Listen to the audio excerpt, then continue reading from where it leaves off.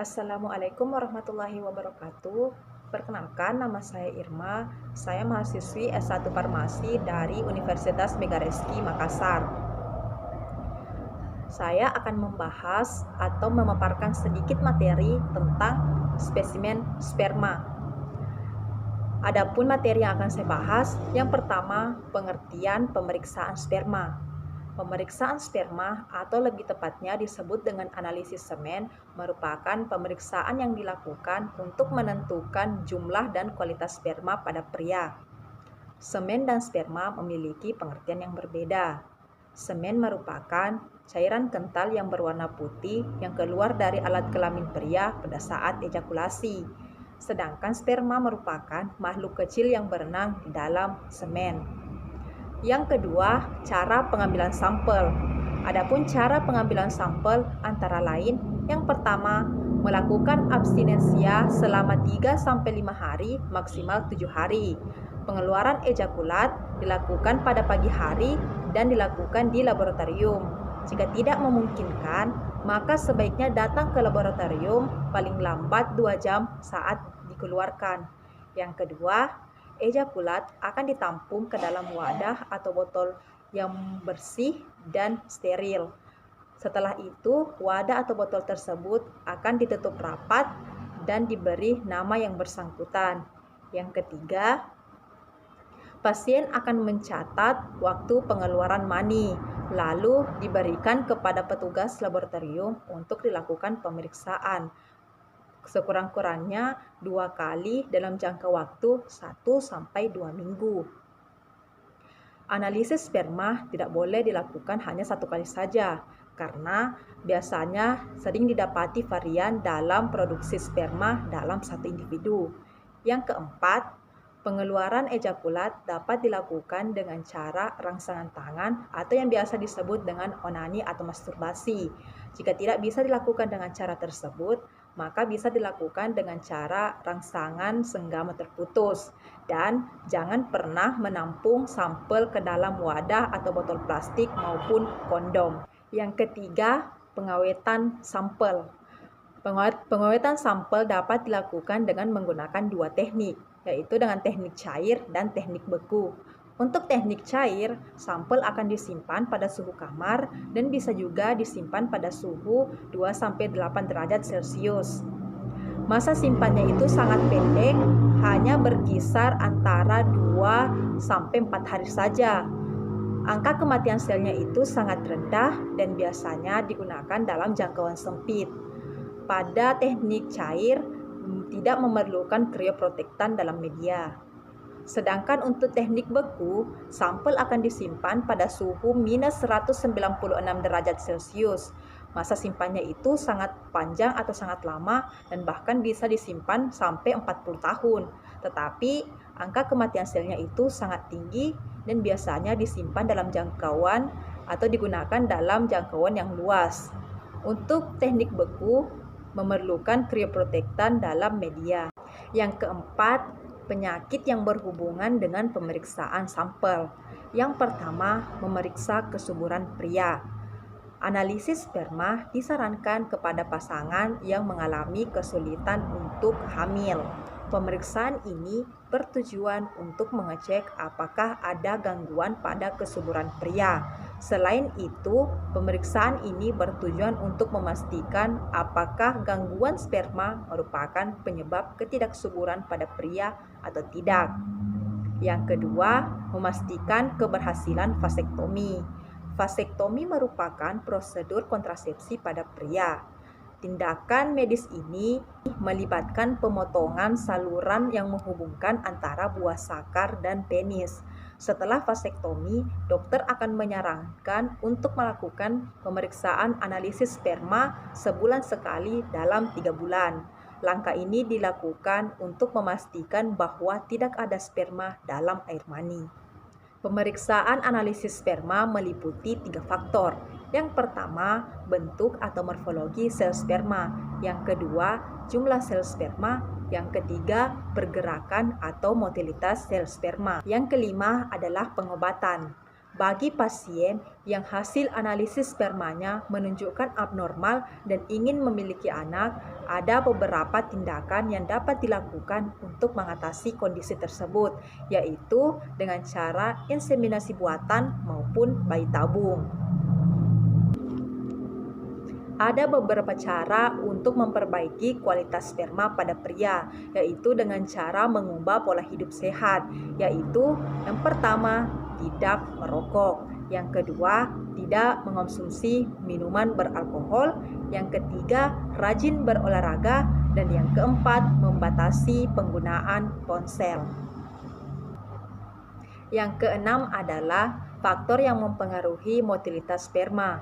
Adapun faktor yang mempengaruhi motilitas sperma antara lain yang pertama adalah paparan bahan kimia, yang kedua paparan panas dan dingin, yang ketiga adanya berbagai gangguan penyakit, yang keempat pola hidup yang tidak sehat, yang kelima jarang melakukan aktivitas seksual, dan yang keenam adanya gangguan saluran reproduksi pada pria seperti varikokel. Yang ketujuh, nilai normal sampel. Untuk mengetahui tingkat kesuburan pria atau untuk mengetahui kualitas sperma pada pria baik atau buruk, maka harus dilakukan pemeriksaan. Pada saat lakukan pemeriksaan, ada beberapa jenis pemeriksaan yang dilakukan. Yang pertama adalah volume. Untuk volume, nilai normalnya adalah 2-5 mili. Jadi, ketika sampel di bawah 2 mili, itu menunjukkan bahwa sampel tersebut berjumlah sangat rendah. Sedangkan ketika sampel lebih dari 5 mili, itu menunjukkan bahwa semen terlalu encer. Jenis pemeriksaan yang kedua adalah viskositas. Viskositas bisa juga diartikan sebagai tingkat kekentalan. Untuk nilai normalnya adalah banyaknya tetesan. Jadi, viskositas ini bisa dikatakan normal ketika sampel diambil menggunakan pipet tetes dan ketika diteteskan mengeluarkan banyak tetesan. Jenis pemeriksaan yang ketiga adalah pemeriksaan pH atau tingkat keasaman. Nilai normalnya adalah 7,2 sampai 8. Jadi, ketika nilainya di bawah 7, itu menunjukkan bahwa terjadi kontaminasi pada sampel atau adanya sumbatan pada saluran ejakulat. Sedangkan ketika nilainya di atas 8, itu menunjukkan bahwa ada infeksi pada organ reproduksi pria. Jenis pemeriksaan yang keempat adalah konsentrasi spermatozoa. Konsentrasi spermatozoa bisa juga dikatakan dengan jumlah sperma. Untuk nilai normalnya adalah lebih dari 20 juta per mili. Jadi ketika nilai normalnya di bawah 20 juta, itu menunjukkan bahwa konsentrasi spermatozoanya sangat rendah. Atau dalam istilah kedokteran biasa disebut dengan oligospermia. Jenis pemeriksaan yang kelima adalah hitung jenis pemeriksaan spermatozoa. Nilai normalnya lebih dari 40 juta per ejakulasi. Jenis pemeriksaan yang keenam adalah pergerakan atau motilitas sel sperma. Nilai normalnya adalah di atas 50% bergerak lurus.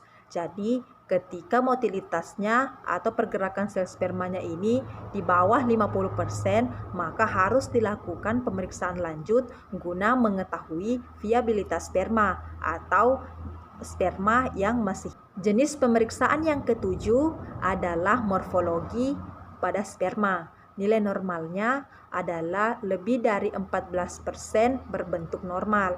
Jadi, morfologi atau bentuk sel sperma ini bisa dikatakan normal ketika memiliki struktur tubuh yang lengkap, mulai dari kepala, leher, badan, dan ekor. Sperma yang normal memiliki kepala yang berbentuk oval dengan panjang 5 makrometer dan lebar 3 makrometer dan memiliki satu ekor flagel dengan panjang 45 makrometer. Jenis pemeriksaan yang kedelapan adalah sel bulat. Sel bulat bisa juga dikatakan sebagai jenis pemeriksaan leukosit atau sel darah putih. Nilai normalnya adalah di bawah 1 juta per mili. Ketika nilai normalnya lebih dari 1 juta per mili, Itu menunjukkan bahwa adanya kondisi inflamasi yang berhubungan dengan infeksi dan kualitas sperma yang buruk, serta dapat mengganggu motilitas sperma serta integritas DNA. Selanjutnya adalah istilah kelainan pada sperma. Adapun istilah kelainan pada sperma yang pertama adalah normospermia. Normospermia merupakan sperma dengan kualitas yang sangat bagus, dengan jumlah spermatozoa lebih dari 20 juta per mili, dengan motilitas lebih dari 80% dan morfologi lebih dari 50%. Istilah yang kedua adalah oligospermia.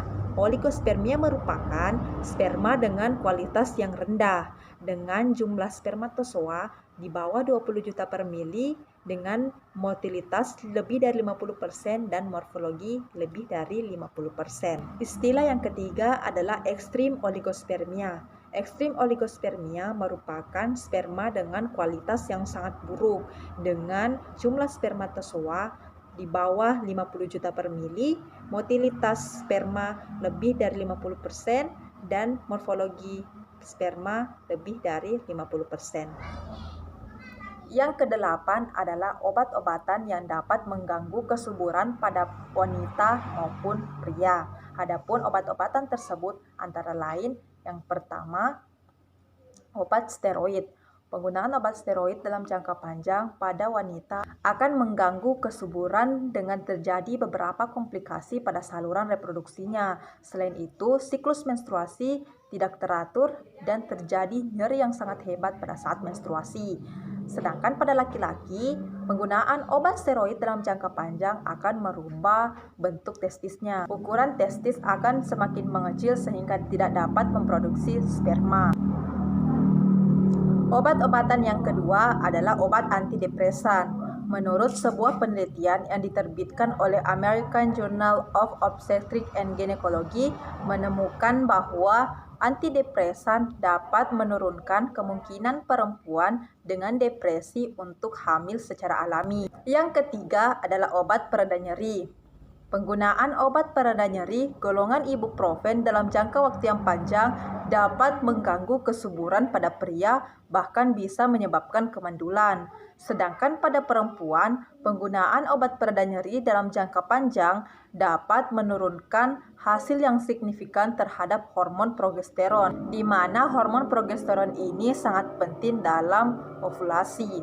Yang keempat adalah obat kemoterapi. Efek penggunaan obat kemoterapi atau radiasi pada pasien perempuan dapat merusak ovariumnya dan mengganggu kesuburannya. Sedangkan pada laki-laki juga akan mengalami gangguan pada kesuburannya, karena obat-obat kanker tidak hanya membunuh sel-sel kanker, tetapi juga membunuh sel sperma dan mengubah testis.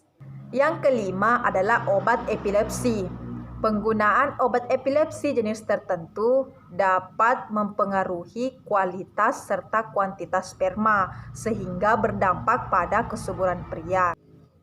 Adapun obat-obatan yang dapat membantu memperbaiki kualitas sperma atau memperbaiki kesuburan antara lain yang pertama adalah obat-obatan yang mengandung vitamin C. Vitamin C mengandung antioksidan yang dapat mendukung kesuburan dengan cara meningkatkan produksi sperma. Selain itu, vitamin C juga dapat membantu mengurangi jumlah sperma yang rusak di dalam testis. Vitamin C ini bisa didapatkan dari buah-buahan sitrus seperti lemon dan jeruk. Selain itu, bisa juga didapatkan dari sayur-sayuran seperti tomat, kentang, brokoli, dan lain-lain. Yang kedua, obat-obatan yang mengandung vitamin D. Vitamin D dapat meningkatkan hormon testosteron dalam tubuh. Selain itu, vitamin D juga dapat meningkatkan motilitas atau pergerakan sperma. Vitamin D ini bisa didapatkan dari keju, yogurt, hati sapi, putih telur, dan lain-lain. Yang ketiga adalah obat-obatan yang mengandung vitamin E. Kandungan antioksidan di dalam vitamin E dapat membantu memperbaiki kualitas sperma agar sperma tidak mudah rusak. Vitamin E ini bisa didapatkan dari minyak nabati seperti kedelai, dan jagung. Selain itu, vitamin E ini bisa juga didapatkan dari kacang-kacangan dan biji-bijian. Yang keempat adalah obat-obatan yang mengandung vitamin B12. Vitamin B12 dapat membantu meningkatkan motilitas sperma dan jumlah sperma. Selain itu, vitamin B12 juga dapat membantu mengurangi kerusakan pada sperma. Vitamin B12 bisa didapatkan dari telur, susu, daging, dan ikan. Yang kelima adalah obat-obatan yang mengandung sin.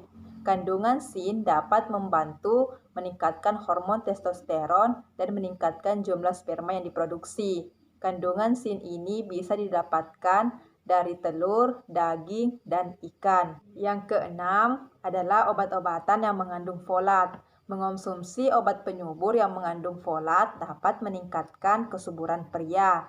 Jika seorang pria dengan kadar folat yang rendah di dalam tubuhnya bisa memengaruhi DNA sperma serta jumlah dan kualitas sperma. Kandungan folat ini bisa didapatkan dari sayur-sayuran hijau seperti bayam dan asparagus. Bisa juga didapatkan dari buah-buahan yang segar seperti jeruk, bisa juga didapatkan dari kacang-kacangan dan biji-bijian, dan bisa juga didapatkan dari gandum yang utuh.